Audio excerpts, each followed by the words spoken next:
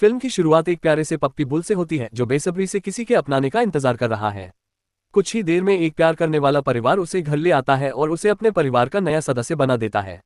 सभी उसे दुलार और मोहब्बत से भर देते हैं। उसकी मासूमियत और क्यूटनेस सबका दिल जीत लेती है। 2 साल बीत जाते हैं और बुल अब वो मासूम पप्पी नहीं रह गया। उसकी आदतें बदल चुकी हैं। जैसे ही मौका मिलता है वह नाना के ऊपर चढ़ने लगता है। उसे इतना मजा आता है कि वह उसका नाम तक कराहते हुए लेने लगता है। एक दिन नाना उठकर अपनी लिपस्टिक ढूंढ रही होती है, लेकिन गलती से वह बुल के प्राइवेट पार्ट पकड़ लेती है।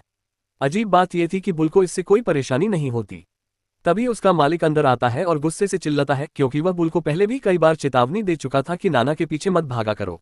डरकर बुल भाग जाता है, लेकिन इसी बीच उसके प्राइवेट पार्ट्स को झटका लग जाता है। दर्द से परेशान होकर जब वह मालिक के बच्चे की आइसक्रीम देखता है तो तुरंत उस पर कूद जाता है और ठंडी आइसक्रीम से राहत लेने लगता है। लेकिन मालिक उसे फिर पकड़ लेता है और बुल को फिर से भागना पड़ता है। भागते भागते उसकी अजीब हरकतें जारी रहती हैं। वह तो यहाँ तक करता है कि मालिक की पत्नी के पस्तक पर टूट पड़ता है और उस पर भी अपनी हरकतें करने लगता है। परेशान होकर वह बाहर भाग निकलता है, जहाँ उसकी पड़ोसन यानी उसकी क्रश मिल जाती है। बुल नाना के साथ अपने कारनामों को छुपाने की कोशिश करता है और अपनी गंध बदलने के लिए पाइप अपने प्राइवेट पार्ट से जोड़ लेता है। लेकिन बदकिस्मती से तभी मालिक नल खोल देता है और पानी फव्वारे की तरह निकलकर सीधा उसकी क्रश के सामने गिरता है। बुल बुरी तरह शर्मिंदा हो जाता है। उसकी क्रश उसे सलाह देती है कि नाना के पीछे भागना छोड़ दे, वरना मुसीबत और बढ़ेगी। लेकिन बुल मानता है कि नाना इतनी आकर्षक है कि वह खुद को रोक ही नहीं पाता। वह यहाँ तक बताता है कि उसने फ्रोजन टर्की तक का इस्तेमाल किया है और तभी से थैंक्सगिविंग उसके लिए अजीब सा हो गया है। बात बदलने के लिए बुल उससे पूछता है कि वह क्या कर रही है। वह बताती है कि वह एक डॉग शो के लिए अपनी चाल की प्रैक्टिस कर रही है। बुल अचानक हिम्मत करके उसे मेट करने का प्रस्ताव दे देता है। हैरानी की बात यह होती है कि वह तुरंत मान जाती है। बुल सकते में पड़ जाता है और घबराकर भाग जाता है। थोड़ी देर बाद वह अपने मालिक के साथ टहलने निकल जाता है। वह खुश होता है कि मालिक उसे इतना प्यार करता है और उसकी देखभाल करता है। इसी दौरान मोहल्ले के और भी लोग अपने अपने कुत्तों के साथ बाहर निकले होते हैं। उनमें से एक कुत्ता बाकियों से बिल्कुल अलग दिखता है। उसकी चाल और आत्मविश्वास गजब का होता है। बुल उसके पास जाकर बात करता है। उसका नाम रोको है। रोको बुल को सलाह देता है कि अगर उसकी इच्छाएं पूरी नहीं हो रही तो बाकी कुत्तों की तरह खुद को चाट लिया करे। लेकिन बुल साफ कह देता है कि उसे खुद का टेस्ट बिल्कुल पसंद नहीं, उसे तो नाना ही चाहिए। थोड़ी देर बाद वहां फैच भी आ जाता है, लेकिन बाकी कुत्ते उसे चेतावनी देते हैं कि अगर उसने इंसानों जैसी हरकतें जारी रखी तो वह उनके ग्रुप में नहीं रह पाएगा, क्योंकि वे इसे अपमानजनक मानते हैं। तभी उनकी मुलाकात एक अजीबोगरीब कुत्ते लकी से होती है जो टट्टी को प्रोटीन बार समझकर खा रहा होता है। जब सब उसे सच्चाई बताते हैं तब भी वह उसी मजे से खाने लगता है जैसे वह कोई स्पेशल डिश हो। आखिरकार सब कुत्ते विगली फील्ड पहुंचते हैं। ये वही डॉग पार्क है जहां सारे कुत्ते अपनी अपनी शरारतों में लगे रहते हैं। कोई एक दूसरे को सूंघ रहा होता है तो कोई अजनबियों के फेंके बॉल के पीछे भागता है। वहीं पर उन्हें एक कुत्ता दिखाई देता है जो अकेला और उदास बैठा होता है। जब वे उसके पास जाते हैं तो पता चलता है कि उसका नाम लूथा है। वह फूट फूट कर रोने लगता है और कहता है कि अब उसके मालिक उससे प्यार नहीं करते। जब वह पलटकर खड़ा होता है तो वजह सामने आ जाती है, दरअसल उसका बंध्याकरण न्यूटरिंग कर दिया गया था। वह बताता है कि पार्क से लौटने के बाद उसके परिवार ने पार्टी की, उसे सुला दिया और फिर उसकी मर्दानगी छीन ली। उसके दोस्त उसे समझाते हैं और कहते हैं कि वे हमेशा उसके साथ खड़े रहेंगे। तभी एक और कुत्ता स्टलिंग वहां आता है, लेकिन सहानुभूति दिखाने के बजाय वह लूथर का मजाक उड़ाता है कि उसके पास अब बॉलर्स नहीं है। अब तो पूरे झुंड में केवल बुल ही बचा है जिसके पास सब कुछ सलामत है। रोको स्टलिंग को चुनौती देता है कि किसी की कमजोरी का मजाक उड़ाना गलत है, लेकिन स्टलिंग लगातार डींगे मारता रहता है और खुद को सबसे बेहतर बताता है। आखिर में बुल बीच में आता है और स्टलिंग की असली कमजोरियां सबके सामने खोल देता है। पूरा झुंड हंस पड़ता है जब बुल शान से अपनी मर्दानगी दिखाता है और कहता है कि वह असली कुत्ता है, जबकि स्टलिंग सिर्फ एक शो डॉग है। इसी दौरान 2 कुत्ते पार्क में ही खुलेआम मिलन करने लगते हैं और बाकी दर्शक जैसे तैसे अनदेखा करते रहते हैं। थोड़ी देर बाद कुत्तों के मालिक अपने अपने पालतू कुत्तों को ले जाने लगते हैं और वहीं पार्क में सिर्फ स्टलिंग और हनी रह जाते हैं। स्टलिंग उत्सुक होकर हनी से पूछता है कि आखिर उसे बुल क्यों पसंद है। हनी टाल देती है और कहती है कि बुल तो बस उसका पड़ोसी है, वे बचपन से एक दूसरे को जानते हैं। लेकिन उसकी निगाहें बुल पर टिकी रहती हैं, जिनमें छिपी हुई प्रशंसा साफ झलकती है। यह देखकर स्टलिंग चिढ़ जाता है और गुस्से में वहां से चला जाता है। घर वापस आकर बुल सपने में सोचता है कि उसे स्टलिंग से कितनी नफरत है।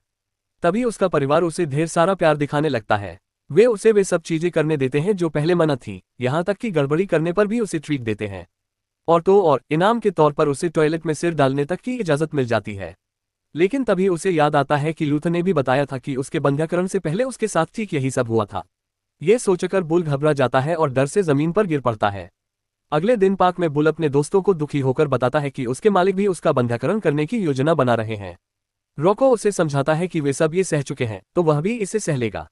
लेकिन बुल घबरा जाता है और पागलों की तरह चिल्लाने लगता है। उसकी हरकतों से बाकी कुत्ते डर जाते हैं और उसे छोड़कर चले जाते हैं। जाते जाते वे कहते हैं कि बुल भी वैसा ही घमंडी हो गया है जैसे वे कुत्ते जिन्होंने कभी उनका मजाक उड़ाया था कि उनके पास बॉलर्स नहीं है। अब बुल अकेला और टूटा सा रह जाता है। निराश होकर वह जोर से हुआ हुआ करता है।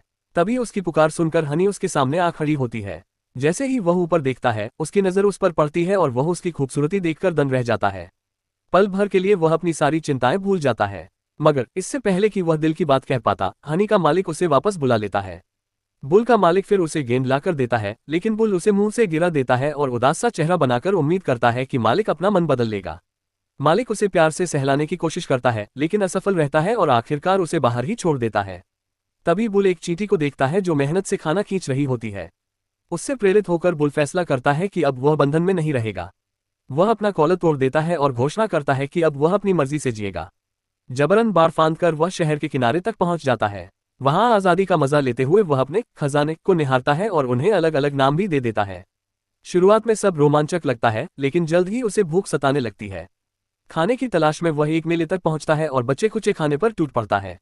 सब ठीक चल रहा होता है कि तभी उसे एक कार से उठता अजीब धुआं दिखता है। वह गहरी सांस लेता है लेकिन धुआं गले में जलन पैदा करता है और वह बुरी तरह खांसने लगता है।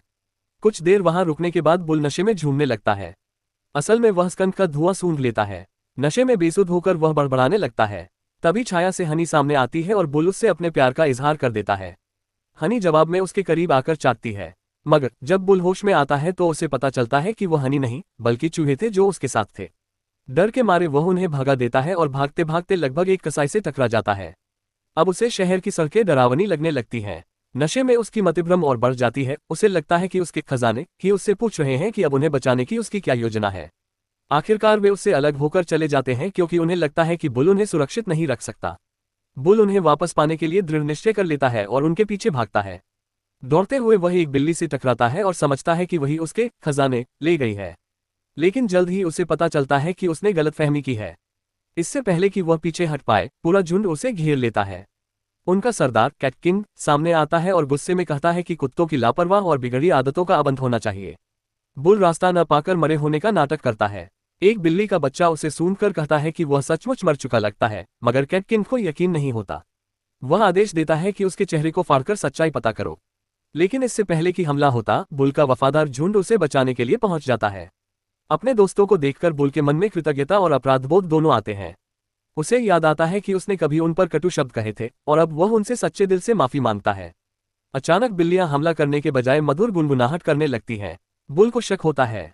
फिर कुत्तों को समझ आता है कि यह उनकी चाल है, गुनगुनाहट से उन्हें कमजोर और बेबस बनाने की। जैसे ही तनाव चरम पर पहुंचता है, बिल्लियां अचानक गुनगुनाना बंद कर देती हैं और उन पर जबरदस्त हमला बोल देती हैं।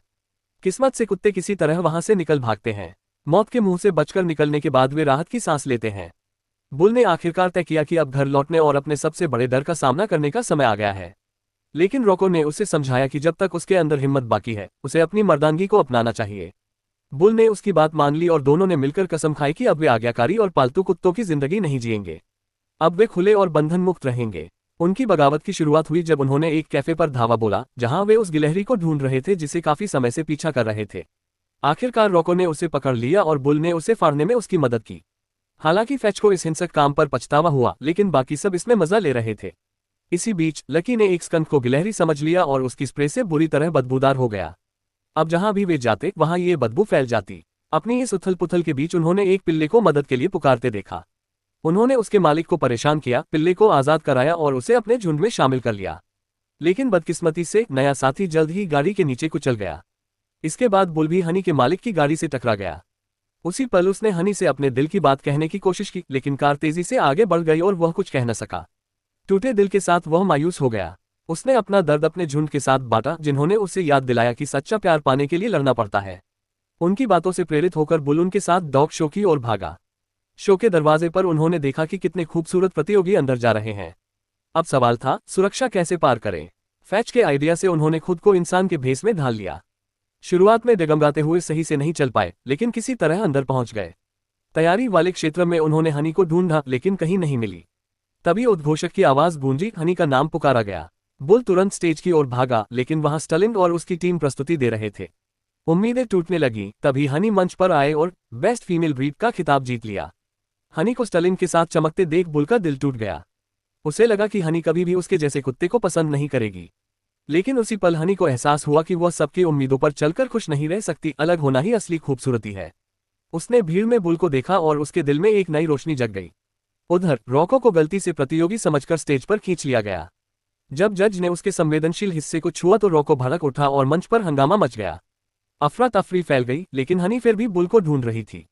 बुल हालांकि चुपचाप अपने झुंड के साथ बाहर निकल गया और बोला कि अब वह और कोशिश नहीं करेगा। थोड़ी देर बाद उन्हें एक मशहूर डॉग ब्रॉथल के बारे में बातें सुनने को मिली। वे भीड़ का पीछा करते हुए वहां पहुंचे और जो देखा उससे दंग रह गए। कुत्ते बेहुदा हरकतों में लिप्त थे। वहीं एक मादा कुतिया जो हनी जैसी दिखती थी बुल के पास आए। बुल घबरा गया, लेकिन रॉको ने उसकी अनुभवहीनता का मजाक उड़ाया। उस कुतिया ने अपना नाम मोलेसिस बताया और बुल को एक निजी जगह ले गई। वहां उसने उसे बहकाने की कोशिश की, लेकिन बुल का मन सिर्फ हनी में उलझा रहा और वह कुछ कर न सका। मोलेसिस ने चालाकी से उसे अपनी पीठ खुजलाने पर मजबूर कर दिया।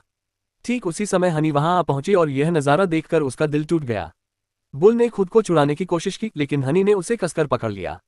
हनी की आंखों में आंसू आ गए और वह रोते हुए वहां से निकल गई। तभी अचानक पुलिस ने उस कोठे पर छापा मार दिया। सारे कुत्ते इधर उधर भागने लगे, लेकिन बुल और हनी अपने पूरे झुंड के साथ पकड़े गए और उन्हें एनिमल शेल्टर ले जाया गया।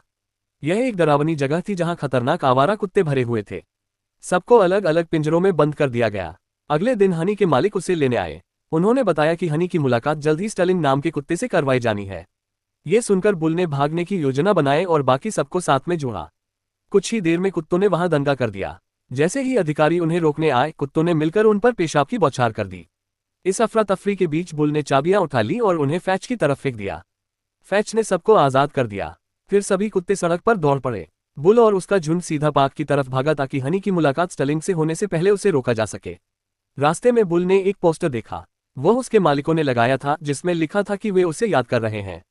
उस पल बुल को एहसास हुआ कि उसके मालिक सच में उससे प्यार करते हैं, भले ही वह अब तक उनकी नसबंदी कराने की बात नहीं समझ पाया था। जब वे पार्क पहुंचे तो देखा कि स्टलिन हनी पर झपटने ही वाला है। तभी आखिरी पल में बुल कूदकर हनी के ऊपर जा गिरा। नतीजा ये हुआ कि स्टलिन ने गलती से बुल को ही घायल कर दिया। उस दर्द और शर्मिंदगी भरे पल में बुल टूट गया और हनी के सामने अपने दिल की बात कह दी कि वह उससे सच्चा प्यार करता है। स्टलिन वहां से हट गया और बुल चुपचाप वहां से चला गया, अपने भीतर उस भयानक अनुभव की चोट लिए हुए। लेकिन जब वह घर पहुंचा तो उसके मालिक उसे देखकर खुशी से झूम उठे। उन्होंने बुल से वादा किया कि अब उसकी नसबंदी नहीं करेंगे। कुछ समय बाद हनी खुद बुल के घर आए। दोनों बाहर निकले और वहीं हनी ने भी अपने दिल की बात जाहिर कर दी। आखिरकार एक प्यारे और सच्चे पल में दोनों का प्यार मुकम्मल हो गया। और इसी तरह ये कहानी खत्म होती है। अगर आपको ये कहानी पसंद आए हो तो चैनल को जरूर सब्सक्राइब करें। अगली रोमांचक कहानी तक के लिए नमस्ते।